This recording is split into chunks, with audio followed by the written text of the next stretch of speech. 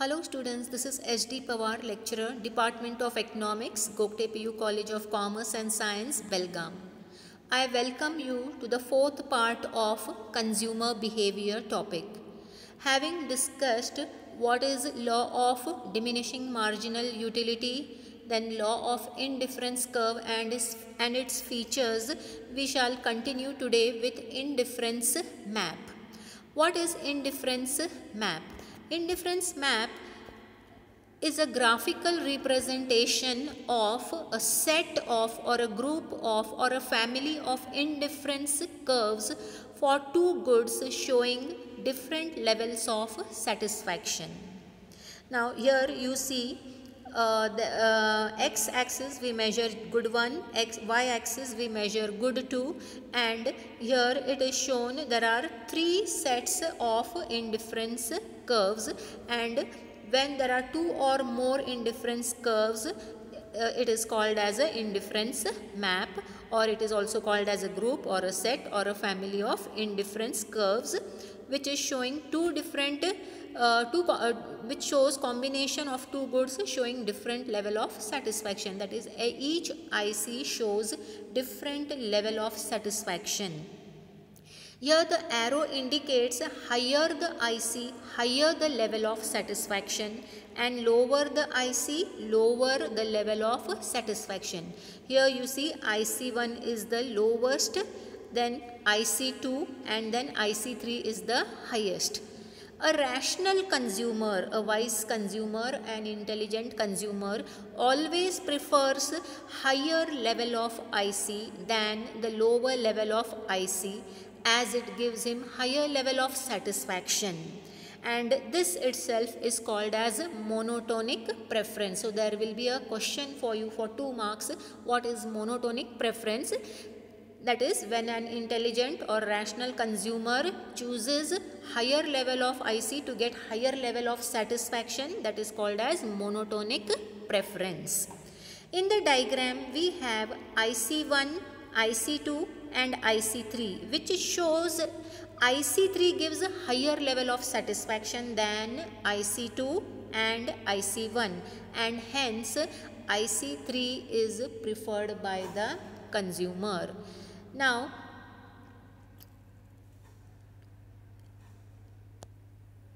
explain optimal choice of a consumer with a diagram. A rational consumer's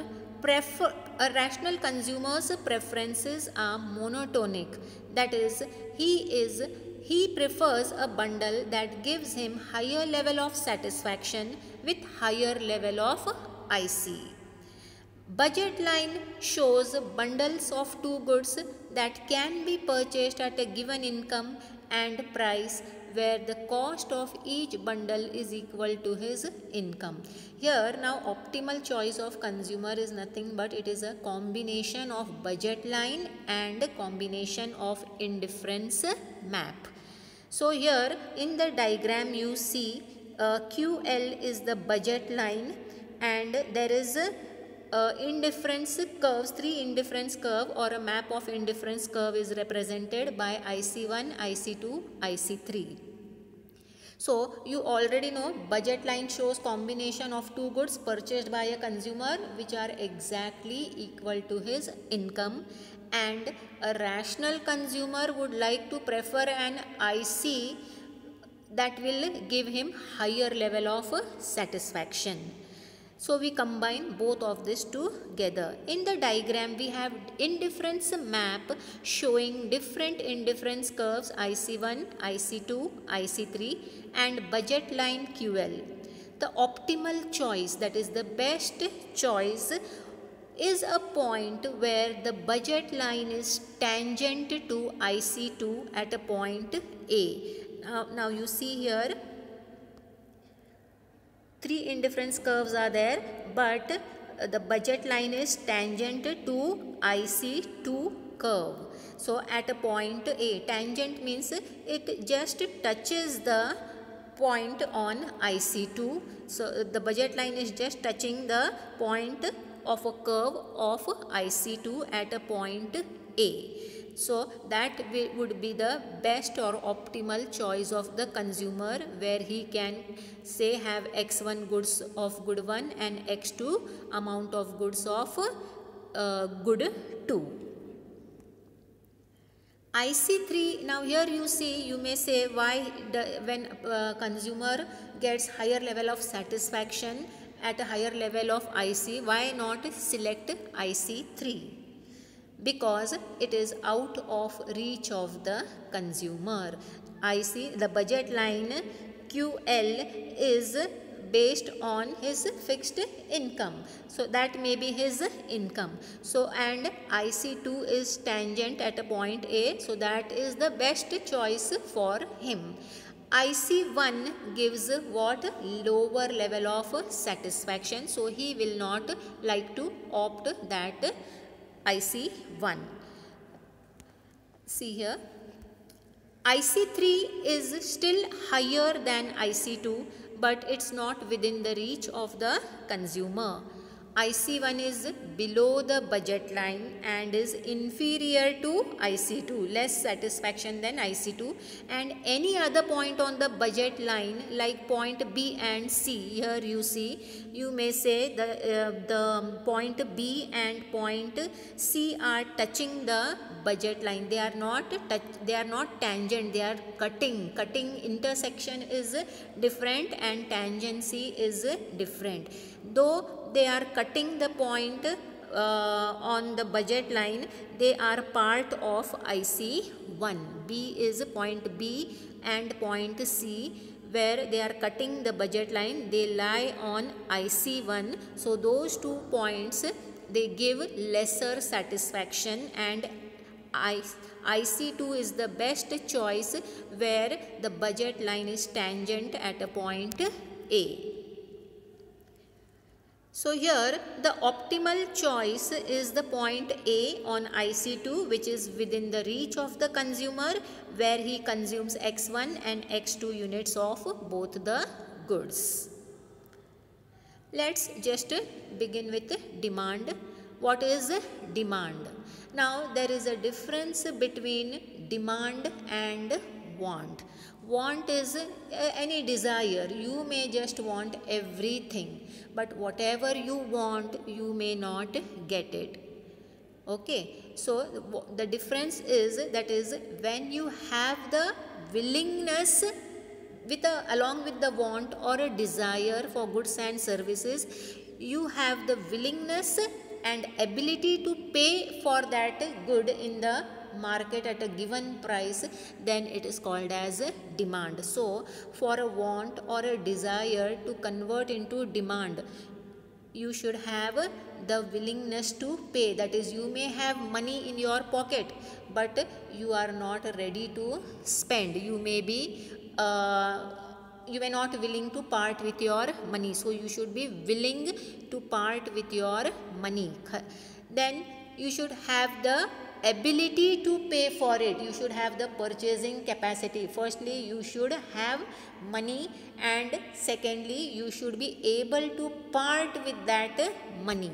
So when all the three combined together, that is the desire, the supported by the willingness to pay and ability to pay for a good at a given market price, is called as a demand. Law of demand. The law of demand states, other things being the same, when the price of a good increases, the quantity demanded of that good decreases, and when the price of good decreases, the quantity demanded will increase.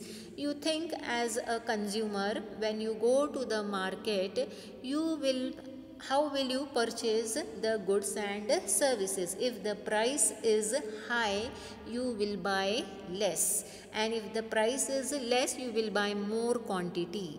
In other words, a consumer demands more at less price and demands less at a higher price. Therefore, the law states inverse or opposite or negative relation between price and quantity demanded.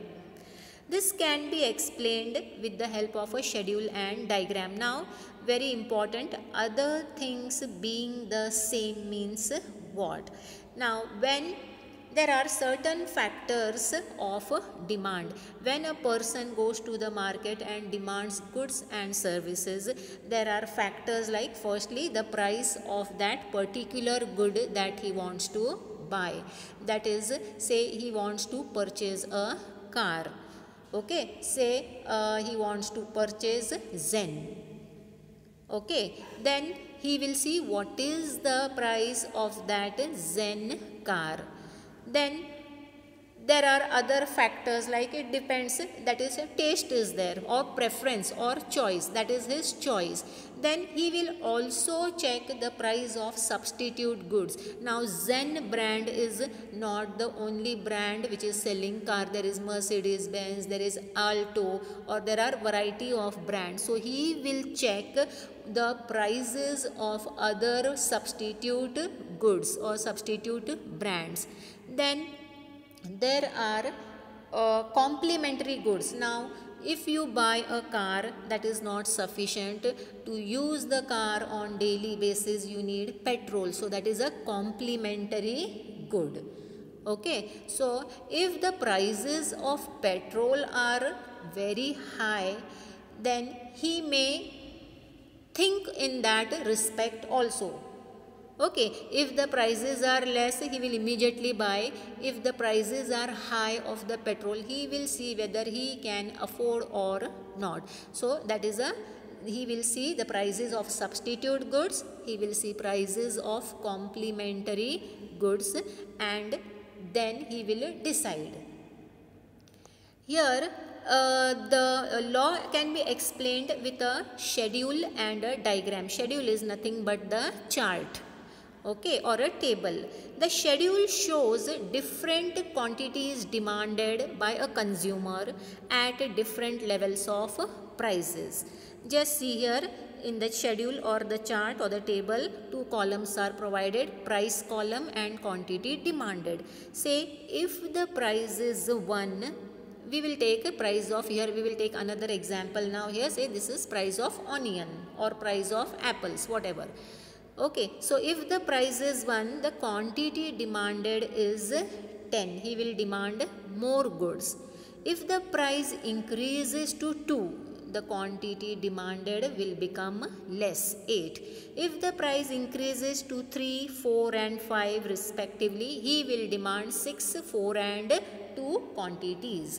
So here you see the price column, as the price increases, the quantity demanded will decrease. The price increases from 1, 2, 3, 4, 5.